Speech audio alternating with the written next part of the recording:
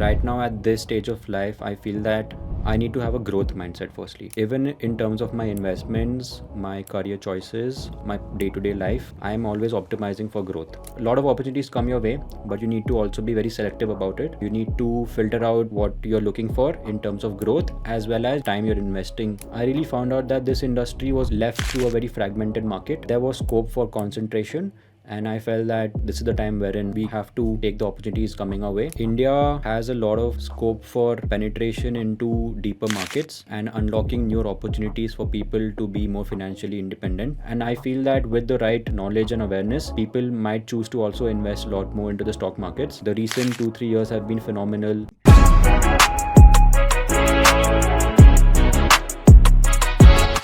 Hello, everyone, and welcome to another episode of House of Equentis podcast. Today, we have someone who's making waves at F&B startup scenes, who is currently enrolled at Mesa School of Business and has an impressive experience with CRED and Crystal.ai. Please join me in welcoming Tanay Agarwal. Tanay, we are pleased to have you here. Can we have a quick introduction about who you are and your journey that led you here, from Christ University to FinTech to F&B? Right. Thank you so much for having me here. It's a pleasure. So, a bit about me. At Christ, I used to mostly spend my time outside classes. I used to do multiple internships at the same time. I started with working at Front Row, which was an edtech platform, a hobby-based, skill-based platform, wherein I helped them with the product and growth team. Post that, I started working at CRED in the product and growth team again. It was initially a summer internship for 3 months, but post that, I was one of the few interns who got a full-time offer at CRED, so I ended up staying there for close to a year along with college. Since it was the COVID year, I used to not attend my classes. I should just give my attendance online and then do my internship on the sides. So that was my journey at Christ. And post my graduation, I started working at a wealth tech advisory platform based out of Singapore called Crystal.ai, wherein again I was with the product team, helping them with managing their different kinds of sophisticated financial products as well as the end-to-end operations of the same. Stayed there for close to a year, and then Mesa happened. It was India's first startup focused business school. Ended up joining them, and the journey since then has been more towards finding out what my next venture is going to be. And alongside my corporate experience, I always had an entrepreneurial mindset. That's when I started doing a lot of gigs alongside my internships as well. I started off by helping my brother in the ticketing industry. We used to do ticketing for global events like Formula One, FIFA World Cup, top grossing concerts like Taylor Swift, Coldplay, etc. Got to know a bit of that industry and how exactly B2B sales and reselling works as a part of an industry, and then treated that like a side hustle, made some kind of capital there, started investing that into the markets as well as other ventures, started diversifying my portfolio, and then later on moved to the food and beverage industry. Learned that from my father. He's been in the beverage industry for 15 years. And then post COVID, we were looking to diversify into more product lines and business lines. That's when an interesting partnership came up from a family friend. We decided to take up a certain partnership within that, and I helped him a lot in that journey. We started our first QSR in Bangalore. It was called Shamji's Chole Bhature. We started that out of one branch, and then we scaled that to 8 branches today. So I helped him with understanding how the entire digital side works, the marketing, branding, etc. And then through that experience, I learned a lot in the F&B industry, connected to a lot of peers, a lot of networks and experts doing it. And then that's when last year we met another set of partners, and we decided that okay, there's something more. What else can we unlock in this industry? That's when we found a gap in the market that Pan Asian cuisine was booming, but there was no restaurant serving pure veg Pan Asian. So even if you had to celebrate any occasion with your family and friends, maybe you could do it with your friends because they don't mind dining at a restaurant serving non-vegetarian as well, especially Pan Asian. But if you had to take your own parents to a restaurant, and since me being from a vegetarian family, they used to not entertain any non-vegetarian restaurants as well. So it came out of a personal pain point. My father joined as a partner. I helped him and other partners involved in this to help them scale the digital side of growth again by trying to handle the aggregators, by trying to look into the digital and the marketing side and branding side of it. And that's how Tuk Tuk Thai happened.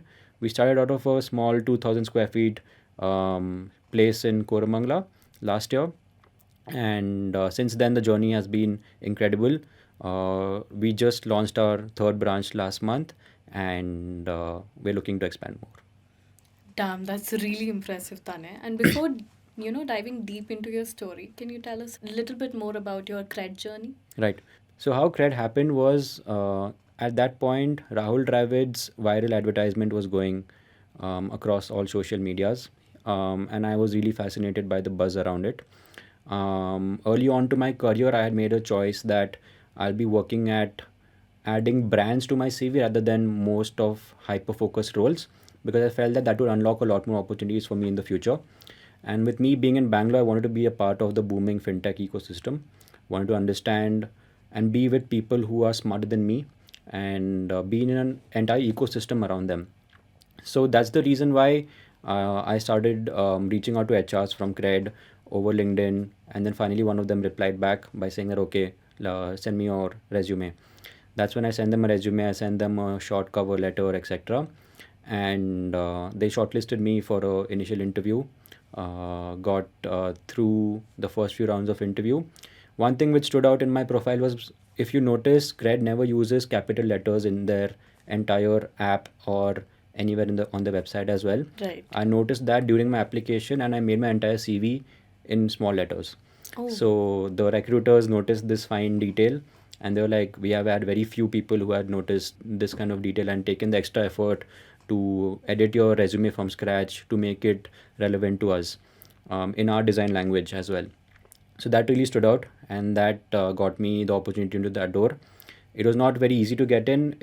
They have a tagline which they believe that not everyone gets it, and they move by that vision. And I felt that I was very fortunate to get a seat at one of India's leading fintechs.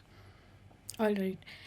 So nowadays we can see that AI has been shortlisting people when it comes to resume. You making such changes, lowercasing all the alphabets in all the letters in your resume. Do you think is it important for the generation now to do it?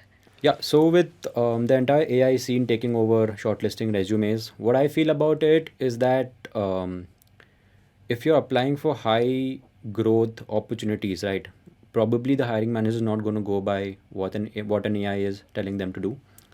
Maybe for stagnant roles or certain junior roles, they might filter from the large pool of applications they're bringing in. Right. But if you're applying for a high growth role, firstly, the number of applications are pretty less.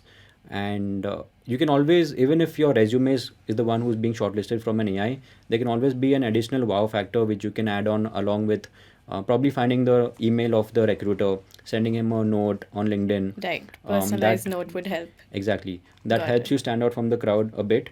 Right. And at the end, merit wins is what I feel. Of course. And if you put your hard work, I think you can get a foot into the door into those companies. Right. In your experience, we can see a lot of inclination towards growth in finance. Can you tell us a little more about that? Right. So I'm 23 years old. Right. Right now, at this stage of life, I feel that I need to have a growth mindset, firstly. Even in terms of my investments, my career choices, or my day to day life, I am always optimizing for growth.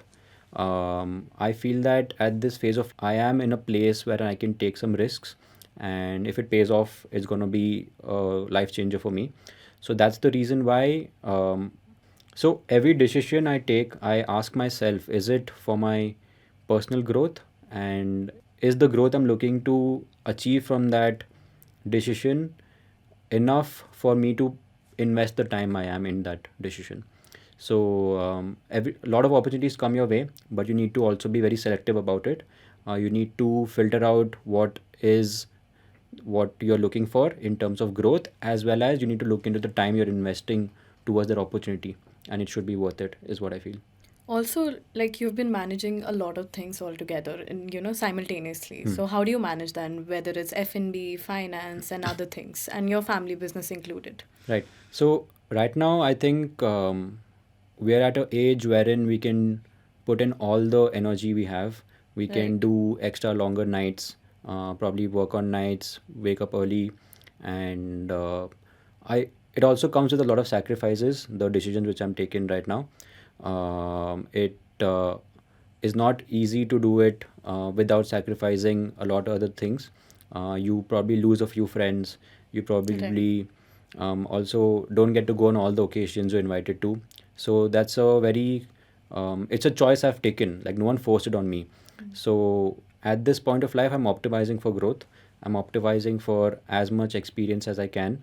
And I'm still trying to figure out what exactly works well for me so that later on I don't have to tap onto 10 different things, but probably anchor onto one which I'm very passionate about.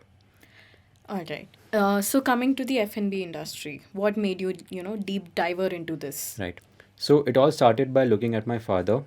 He's been in the beverage industry for 15 years. And post COVID, we were looking to diversify our lines of businesses. That's when we came across a very interesting partnership. And even though he was leading the partnership, I tried to be as much involved as I could by helping him with the digital side of it, the marketing side of it, and trying to just learn about the entire business. That's when I also unlocked access to a lot more other networking peers who are in the same industry. Spoke to them and Right. started watching a lot of podcasts, a lot of expert interviews, started reading a lot of blogs to understand and develop a strong POV in the entire industry. So that got me very interested in this industry. And as and when I started reading more about how technology is also being implemented in this industry, we have Right. had folks like Zomato and Swiggy coming in and opening up doors to larger opportunity pools in this industry. I really found out that this industry was earlier very underserved, undertapped, and left to a very fragmented market. There was scope for concentration, and I felt that this is the time wherein we have to take the opportunities coming our way and making the most out of it. All right. So was this something you always wanted to do? But I was always passionate about food. I Right. used to go out dining with my friends very often. At home also we used to cook a lot of new dishes, international dishes as well. So passion was always there for this industry, Right. but I did not know how it would translate into a career. All right. So Tanay, coming to your experience in finance, what would you like to say about the finance industry in India today? Got it. So finance industry in India currently is very undertapped. I feel that India has a lot of scope for penetration into deeper markets Okay. and unlocking new opportunities for people to be more financially independent. For example, only 2% of Indians invest in the stock market currently, whereas the number is significantly higher in developed nations like UK and US, wherein All it's right. crossing 40 to 50% of the population. Similar story happened when China was experiencing the kind of growth trajectory India is at today. So what happens here is that once the economy starts opening up a bit more, you start seeing a lot more foreign money coming in. You Right. start seeing more opportunities open up, and that's when people start seeing the need to be financially independent and they start investing in such opportunities. Right now, India is at the cusp of crossing $2,000 per capita income. That's when people get a lot of scope for discretionary spendings as well. And I feel that with the right knowledge and awareness, people might choose to also invest a lot more into the stock markets. The recent 2 3 years have been phenomenal in the Indian financial markets, and I feel that that's going to motivate a lot more people to participate more in Right. the financial So markets. are you an active investor? I used to be an active investor, but currently I have started investing in other opportunities. And since I'm building my own venture, I've taken out those funds and started investing in my All own right. ventures. So what advice would you give to someone just starting out? Someone wants to invest, for example, someone just coming out of the college and wants to invest in something. Got it. What advice would you give? So, my one advice would be that you need to be extremely informed about your choices. Right. Don't go by your friend suggesting a stock or a mutual fund to you, because at the end, if things go bad, which it does, it's not always a straight trajectory. Right. That point, no one's gonna back you up and tell that okay, it's fine, this happens, this is the reason why it happened, unless you are informed by yourself and you know why is it happening. So firstly, you need to build that kind of awareness. You need to have the kind of education to make strategic choices into why you need to invest, where you need to invest, and how much you need to invest. That will also open up knowledge towards you following up on the current affairs news which is going around the country as well as global news. And without that, I feel that if you're not taking your own decisions, someone else is always going to be who you are reliant on. And without an expert doing it for you, maybe you might end up losing a lot more capital early on in your career, and that won't motivate you to ever participate actively in the financial markets. Right, got it. So you believe a philosophy that you say that a customer is it's not a statistic but a center point of a business venture. Can you explain more about Right. that? So I feel that customer centricity is the core of every business. Okay. Even when a business becomes large enough, you cannot leave your customer aside. You always have to be involved in what their day to day life is, how their customer choices and preferences are shifting. And right now, the world is very dynamic. Every day, you see a new technology coming up, people being very fast in their habits, changing consumer patterns, changing consumer trends, etc. So, you need to be very upfront about identifying such trends, identifying changes in consumer behavior, and then mending your own business according to it. Because at the end, you need to deliver exceptional value to them. Otherwise, they're going to churn out. Otherwise, or another company might just come and take those customers away from you Right. by giving them a better value for their money. Right. So how do you see, food and technology marrying each other and, the effect it has today and the effect it's going to have for the future? How do you see food and technology marrying? So, food and technology started with Zomato and Swiggy coming into the Indian Right. ecosystem. They started giving access to food players to a larger geography, a larger set of data, and also for them to expand into different business models as well. Earlier, we used to not see any cloud kitchens or any dark kitchens happening. But today, with the advent of such aggregators, we can see a lot more newer business models being unlocked, newer levels of efficiency being unlocked, as well as the revenue pool per food player is also increasing steadily by grasping on such opportunities. So, food tech on the aggregator side is one, and then food tech on the backend side is again an emerging industry.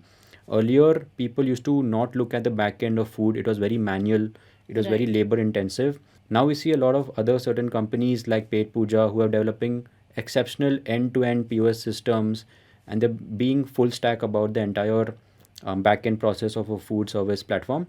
And that gives a lot more time for business owners to focus on other strategic choices rather than handling the day to day manual labor. So, I feel that technology in food was never served by technology companies earlier, but now people are starting to see how big of a market it is, and there are a Right. lot of B2B SaaS companies emerging, solving a lot of day to day problems for food entrepreneurs. So, Tanay, how has your experience been in Mesa? So, Mesa is India's first startup focused business school, and I got an opportunity to be a part of the founding cohort. It's a very focused cohort of just 60 individuals who got the opportunity to be a part of the first cohort. So, here it's not a traditional B school. We work with a lot of other industry practitioners, experts, founders, and VCs in order to learn from them. So, the entire pedagogy behind Mesa is that you need to learn by doing. And that's the Right. reason why I wanted to have such a exposure in my career, wherein I did not want to go to a traditional MBA program. I wanted to move towards a more modern, a more practical oriented program wherein I Right. could actually implement a lot of things, ideas, and strategies which are in my mind to actually come out with an entrepreneurship venture post Mesa. So here we get to network a lot with folks from all around different industries. We get to know their journeys, their story. Everyone has a different story, and get a lot of inspiration from them as well. And it has also helped me a lot in my entrepreneurship journey because it entrepreneurship is a very lonely journey. You need to sacrifice a lot of things. You need to probably be very focused into what you're building early on, and that's why the community and network you build through Mesa all come with the same mindset of building a venture. That's when it does not feel like a lonely journey anymore. you feel like 10 other people, 50 other people are working on the same goal as you, same mindset as you, that's when the journey becomes a bit more easier. That's great. So, Tanya, you're currently building another QSR, Mumbai Pav Co. What's the idea behind it? How did it get started? Right. So it got incubated through Mesa. We're a part Oh, of the all Mesa right. Startup Lab, and wherein we come up with a lot of ideas. We pitch it to investors, we pitch it to the mentors we get assigned to, and then finally work on one idea which we feel that we have a lot of conviction in. I met my co-founder in Mesa again. His name is Josh Arora. He's been a professionally trained chef in France and has worked in a Michelin star restaurant before coming to Mesa. Oh, wow. So he's joining me for the product and operation side of it, and I am joining for the business and strategy side of it. So that's how I felt that I had a perfect team to get it started. Right. We felt that Mumbai has a very deep heritage, and currently the brands around India are not representing what India truly holds. We have Oh, seen other top giants like McDonald's, Burger King, etc., come into India, get a lot of Western influenced dishes and menus into our entire daily routine and daily cravings. We yes. feel that India deserves a player who specializes in projecting its heritage, its flavors, its story. That's the reason why we got inspired by Mumbai and its heritage. We went there, we flew down to Mumbai, spent some days there, spoke to people, spoke to customers there, went around places to see what works, what doesn't. Right. And then finally, we anchored upon starting Mumbai Pao company. And currently, we're working out of two cloud kitchens, but our plan is to start opening stores in the coming month. And it's going to be an interesting journey. It's going to be something which we're starting from scratch, and we're going to see how that goes on. And it's basically we want to represent Indian cuisine Right. for the world. Perfect. And your two cloud kitchens are based in Mumbai? No, it's a Bangalore-based QSR chain for now. So, Tanay, what's the one lesson you would like to give our investor community who's going to watch this episode? I feel that India has a lot of scope for growth. Probably investors should not be looking at global markets at this point because India is at a point where China was 10 years ago. And this is the point, this is the inflection point wherein we're going to see that hockey stick growth, not just in terms of investment, but also in terms of development. Investments is a byproduct of development, and we see a lot more growth happening here. The kind of people coming up with great ideas, the manufacturing sector booming, the entire public policy programs supporting entrepreneurs in their growth. We have seen a lot more value being unlocked in the Indian ecosystem. So I feel that this decade and more than just a decade is going to be for India. So I feel that not just this decade, but the entire century is going to be for India, and we need to be proud to back people trying to build and develop this country. Second, I feel that people who are fresh into investments Right. probably need to learn from experts and the people who have mastered this game. Don't go around believing random tips on your Telegram channels or like your WhatsApp uncle giving you tips that go buy this stock, it's going to boom 2x, 3x. When someone tells you that the stock is going to double in the next 5 days, that's when you know you have to stop listening to him, and take advice from experts. Talk to your parents, talk to your father into how exactly you need to start building your own investment habits, and also you need to take your own choices, Right. make your own investment decisions by taking advice from experts. Take advice. Yeah, Sorry. so listen to experts who have been into this game from a long time. Following their advice usually ends up being very stable. Right. And also, investments are very subjective. You have different goals, you have different constraints and risk appetites. So, it's very important for it to be very customized. It's Right. important for it to be very personalized for you as well. So that's the reason why you need to get some experts, people who have been in the game, and then learn from them and take a decision on. on how you want to take it forward. So to conclude all of that, you're saying financial advisory is very necessary once when someone wants to start out, and then using their mind of their own. Right. Right. So there was a lot of question on finance and F&B industry. Coming to you, Okay. what does a day in your life look like? My day is pretty dynamic. I wouldn't usually label how my day, how I don't know what tomorrow looks like for me. I usually sit at night and then look at things, cancel out a few plans, make a new additional plans, etc., into what my day tomorrow would look like. But I am a person who stays up late at night, tries to get most of my work done at night so that my days can be free for exploring the city, talking to new people, networking around. And I also feel that I am a very organized person. I don't Right. like to have extremely spontaneous or impromptu plans. If someone is making a plan up, that we need to meet here, etc., we need to like go out, etc., I usually ask them that you need, I mean, I usually prefer it being a plan rather than it being an impulse decision, Right. so that I can look into all my other things and probably look into how I can make it the best for both of us planning as well as the ones who are making it happen. I completely agree with you. I panic when someone asks Right. me, spontaneously, acha chalo yahan. I cannot do that. So Tanay, who or what is your biggest inspiration? I think my biggest inspiration is Nawal Ravikant from Angel List.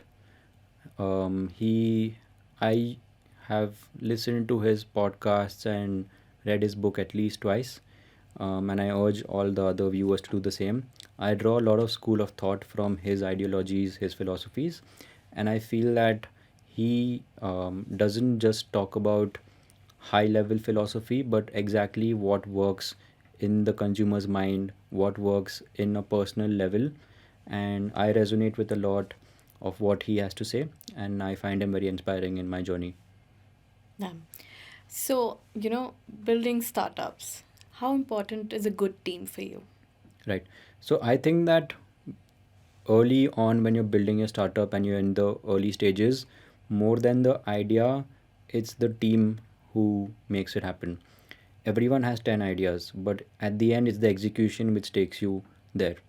So if you have a team which cannot live up to the same mindset as to what you are going in with, if your team is not equally motivated as you, there are going to be discrepancies in there.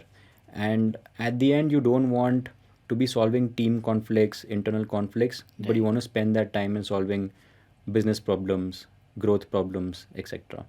So I feel that having a very solid team sets you up for a lot more structure, firstly, and second, it saves you a lot more time into looking into internal matters, internal capabilities, Right. which wouldn't add a lot of value to the business, but it's just an added effort to solve such issues.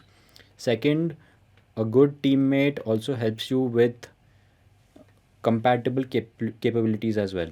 You can't be good at everything. You have your own constraints, you have your own skills, and someone else coming in brings a different set of complementary skills, which is very essential in business. And earlier, as I said, it's a very lonely journey, Right. and if you have other teammates along with you in the same mindset, then it can be slightly more interesting. Right. So, as you mentioned, journey to success is pretty lonely and you abide by that. How do you take out time for your family? So family is always going to be my top priority. Right. One habit what we have inculcated within our family is that every Sunday morning breakfast we're going to have it together on the table. Either we Okay. order in things, or mom makes a really nice or a special dish for us on a Sunday morning, and all of us sit together on the dinner table, and we have our time together, all the devices off, just 1 or 2 hours spending time talking to each other on how the day has been, how are they doing, and what else is going on with everyone's life. More than just serious topics, we talk about a lot more casual topics, some gossip, some relative But gossips. Sundays are non-negotiable. Yeah, Sundays we have made it a habit that we're going to have a Perfect. breakfast together. Hmm. And also sometimes we go out for movies with my, if my parents are going out for movies, I just be like, okay, I'm joining you even if I don't like the movie. Just to um, spend quality time. exactly. Right. So some choices you need to take even if you don't like them as much. And I feel that keeping your family as the top priority is something which most of the other founders should do, because they are the ones who have been your cheerleader and supporter since day one, and Yeah. even if you fail, they're still gonna be there. So you can't give them a ignorant eye towards what they Right. are vouching for you. So I feel that it's very important to have quality time with your family. That is perfect. Tane, what are some personal tips on finance that you use and would like to tell the Right. viewers?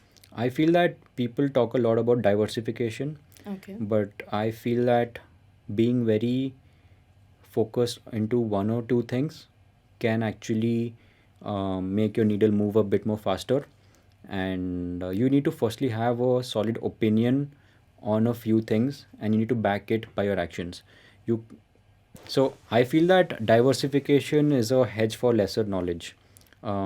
If you are not well informed about a particular industry or a sector, you tend to say that, okay, I'm diversifying my portfolio and I need Right. to maintain my risk appetite.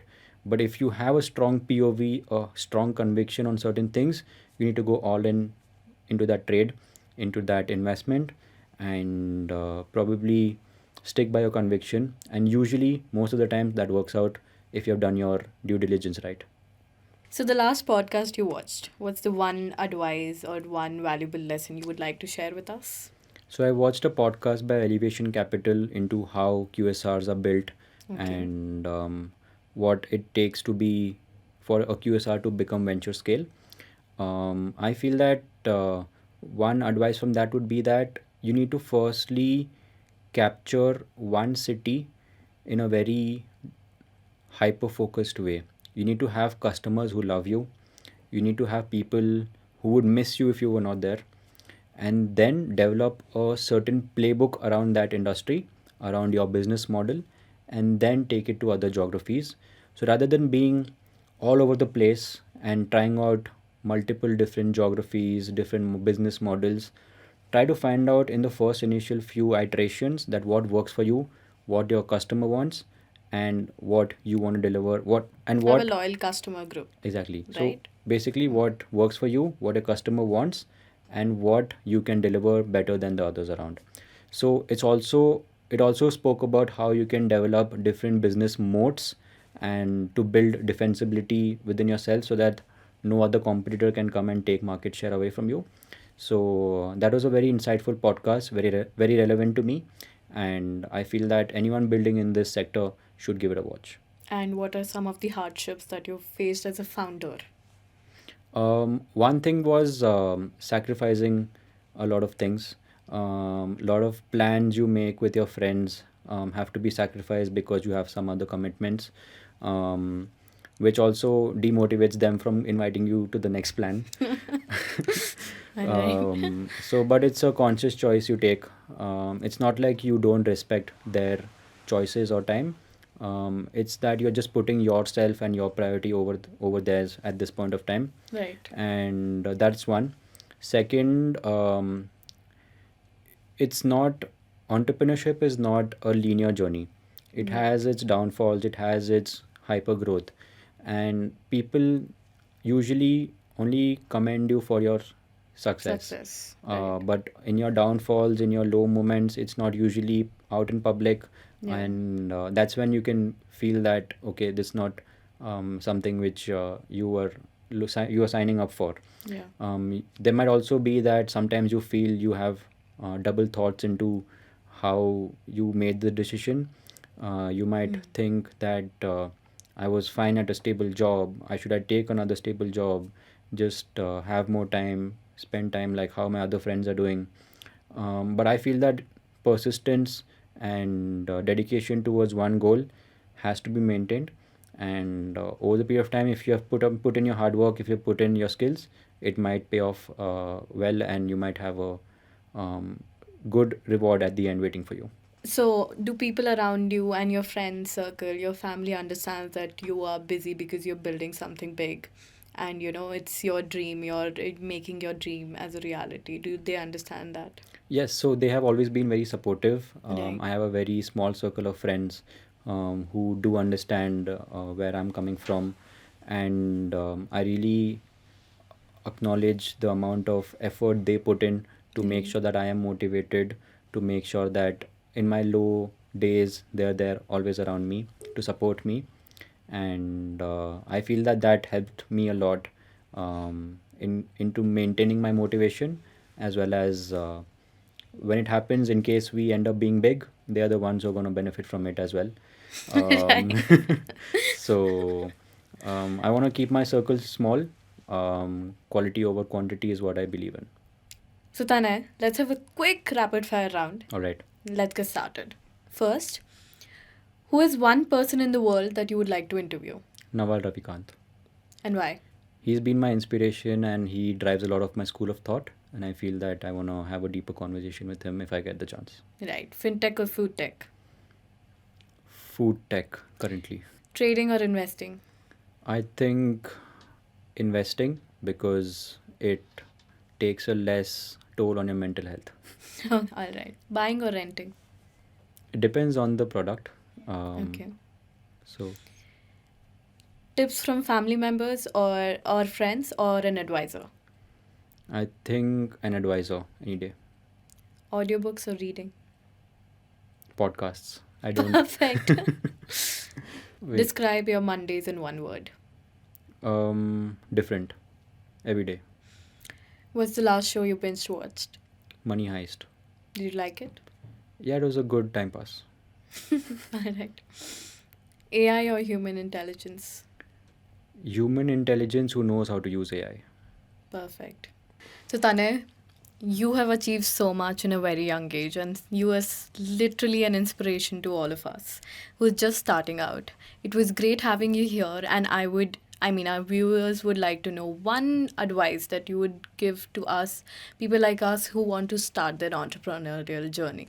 I feel that firstly you need to get your basic finances right. Make sure that you have your emergency fund ready, you have your basic lifestyle expenses sorted. That's when you can look into venturing out into riskier options. Once you have been slightly financially independent, that's when I feel that you need to take rationally optimistic bets. Because I really believe in the quote that no risk, no story. In case some risks might pay off, some will not pay off, but I still feel that it all helps you build a story. So I think that if you have been taking rationally optimistic bets, somewhere or the other you might find something which works for you, and that's what might lead to the growth you're looking for. Thank you so much, Tanay. Thank Thank you. you for being here, and thank you for all the advices that you've given us. Thank you so much. Thank you for watching, and see you in the next one.